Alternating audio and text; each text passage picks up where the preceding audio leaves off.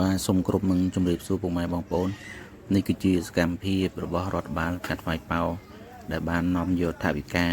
បស់អាដាមច័ន្ទផលតំណាងរាស្ត្រមណ្ឌលខេត្តបាត់ដំបងនិងថវិការបស់អាដាមយូវសលដែលជាប្រធានទីផែនការខេត្តបាត់ដំបងយើងនេះហើយក៏ជាអនុប្រធានក្រុមការងារចុះជួយសង្កាត់ស្វាយប៉ោបាទដើម្បីចូលរួមរំលែកមរណទុក្ខគ្រួសារសពឧបាសិកាប៊ុនសេងភៀបដែលបានទទួលមរណភាពកាលពីថ្ងៃទី3ខែឧសភាឆ្នាំ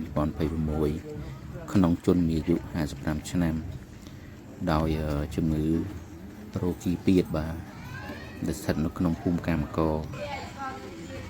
សង្កាត់ស្វាយប៉ោក្រុងបាត់ដំបងខេត្តបាត់ដំបងយើងនេះបាទដោយបងប្អូនបានឃើញស្ដាប់ហើយថាសកម្មភាពកន្លងទៅនេះរបស់ក្រុមការងារ